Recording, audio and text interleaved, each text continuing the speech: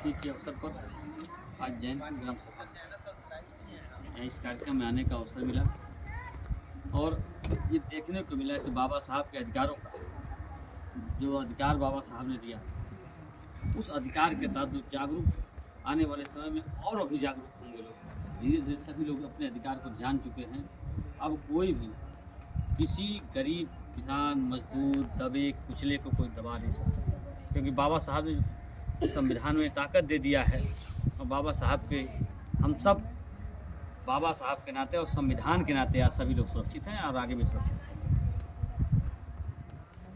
बाबा साहब का एक लाइन है कि संगठित रहो, शिक्षित रहो और संघर्ष करो। इस पर आप क्या कहना चाहिए? देखिए, बाबा साहब की जो है कि संगठित रहो, संघर्ष करो, आगे बढ़ो, शिक्षित रहो। जब संगठित होकर संघर्ष करेंगे तो बड़ा से बड़ा मंजिल मिलेगा आपको, और शिक्षित रहेंगे तो हर वो मुकाम आप हासिल कर सकते हैं जिसके आप हकदार हैं बाबा साहब के संविधान के तहत।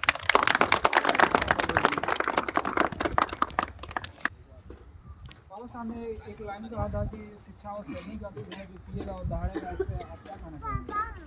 तभी तो बाबा साहब की देन है कि आज हम और आप मिल करके उनके अधिकारों को ही जान करके आज हम और आप बोल पा रहे हैं। नहीं तो उसके पहले हमें और आपको न तो वेद सुनने का अधिकार था, न तो रामायण पढ़ने का अधिकार था, न तो स्वयं संविधान पढ़ने का ही अधिकार था। कि बाबा साहब की ही देन है, उस शिक्षा की देन है कि हम और आप अपनी बात मंच तक रख लेते हैं। जब से हमारे देश में संविधान लागू हुआ तब से समाज में एक क्रांतिकारी परिवर्तन आया। इस पर आप क्या कहना चाहेंगे? ये क्रांतिकारी परिवर्तन से हमारे दलितों, शोषित वंचित के लोगों को बाबा साहब ने बहुत कुछ दिया है और इसके बाद लोगों को जानने की, पढ़ने की ज़रूरत है। बाबा साहब को पढ़ने की ज़रूरत है। और जिस दिन हमारा समाज दलित, पिछड़ा, शोषित, वंचित, आदिवासी लोग पढ़ ले गए, उस दिन इस समाज को बहुत आगे ले जाएंगे। क्योंकि बाबा साहब ने कहा था कि ये कारवां बड़ी मुश्किल से यहाँ तक लाया हूँ, इसको आगे तक ले जाना। इसलिए हमारे लोग, मैं सभी से निवेदन करूँगा कि सब लोग पढ़ें और इनके कारवां को आगे बढ़ाना। अगर आगे नहीं ले जा पाते हैं, पीछे भी मत हटना, इस कारवां को यहीं पर टिकाए। मैं इन्हीं शब्दों के साथ मैं बाबा साहब को नमन करते हुए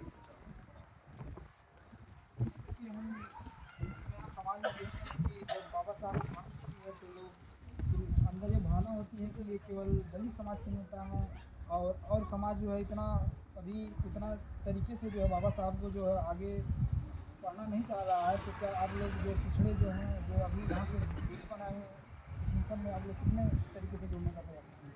देखिए, ऐसा है, हम एक हथियार की तरह काम करता है, आज से नहीं वर्षों से। तो बाबा साहब तो साजिश का शिकार शुरू से ही रहे और आज भी वही हो रहा है कि ये मैसेज पहुंचा दिया गया। जब भी हमारे कोई बहुजन समाज में महापुरुष होता है तो एक मैसेज दे दिया जाता है कि ये तो फला जाति के नेता हैं, जबकि ऐसा है नहीं। तो उस भ्रम को तोड़ने के लिए ये ऐसे कार्यक्रमों का होना बहुत ज़रूरी है, जो कि हम लोग एक छोटा छोटा प्रयास कर रहे हैं। अभी 26 नवंबर को हमने मसूदाबाद में एक संविधान दिवस के रूप में मनाया था और आज उनके परिनिर्माण दिवस के रूप में मनाया गया है। फिर ऐसे ही हम आगे जाके अभी आपका 25 नवंबर को एक जो इसमें मनुस्मृति दहन जो मूर्ति अनावरण का कार्यक्रम है, वो 25 दिसंबर को रामनगर में होना सुनिश्चित हुआ है। तो हम सर्व समाज को जोड़ने का प्रयास करते हैं, क्योंकि हम ऐसे महापुरुष के वंशज हैं और ऐसी विचारधारा को पाले बैठे हैं कि जो समानता की बात करता था, जो एकता की बात करता था, जो अखंडता की बात करता था। और ये कहीं ना कहीं एक मैसेज चला गया। जैसे मैं आपको एक उदाहरण के तौर पर बता दूं, जैसे श्री लालू यादव को क्या कहा गया? चारा चोर। क्यों कहा गया? उससे बड़े बड़े चोर हैं, लालू यादव चोर नहीं है। लालू यादव जब सत्ता में आए तो वहाँ के 85% को सत्ता में कुर्सी पर बैठने का अधिकार मिला। थाने में FIR तक दर्ज नहीं होता था, लेकिन यह काम किया तो लालू यादव ने किया। ऐसा कहा भी जाता था कि बाबा साहब ने संविधान दिया, लेकिन संविधान को सही तरीके से किसी लागू किया तो लालू प्रसाद यादव को बिल्कुल, इसमें कोई संदेह नहीं है, उन्होंने किया। और बाबा साहब की जब बात आती है, बाबा साहब ने ये कहा था कि संविधान कितना अच्छा होगा अगर उसको अमल में लाने वाले लोग अच्छे नहीं होंगे तो वो बुरा ही साबित होगा। तो देखिए, बहुत छोटी छोटी विचारधारा को लेकर के हम बहुजन समाज को, पूरे सर्व समाज को, हम समानता वाले लोग हैं, सिद्धांतों को मानने वाले लोग हैं, कानून को मानने वाले लोग हैं, हम उन विचारधारा पे चलने वाले लोग हैं।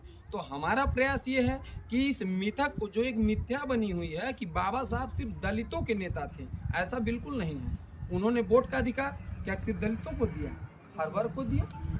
जब आप संविधान को पढ़ेंगे तब आपको पता चलेगा कि यहाँ के जब नागरिकता की बात हो रही थी तो खास वर्ग, कुछ वर्ग के लोग जो सभी लोगों को नागरिकता देने से कतरा रहे थे, वो कह रहे थे अरे उनका काम तो हल चलाना है, मैं नाम नहीं लेना चाहूँगा, उनका काम तो ये खेती बाड़ी करना है, उनका काम तो भैंस चराना है, उनका काम तो जो है कि मजदूरी करना है, इनको नागरिकता क्या ज़रूरत थी। लेकिन बाबा साहब ने ऐसा नहीं कहा। तो बाबा साहब की जो बातें हैं, बाबा साहब के जो विचार हैं, हम लोग शुरू से इस चीज़ को फॉलो करते आ रहे हैं। और ये अभी छोटा कार्यक्रम है, छोटी छोटी चीज़ों। और मैं एक चीज़ कहना चाहूँगा कि नेताजी आए और इन्होंने हमारे जो समाज का गौरव बढ़ाया, उसके लिए दिल की गहराइयों से धन्यवाद। हम आगे भी समाज को जोड़ते रहेंगे और ये कारवां रुकने वाला नहीं है, ये बहुत बड़े स्तर पे जाएगा। देखिए, कार्यक्रम जब हम लोग शुरू किए थे तो हम लोग कोई बहुत बड़ा उद्देश्य लेके नहीं आए थे कि हम जो है कि पूरा देश बदल देंगे, जिला बदल देंगे, नहीं।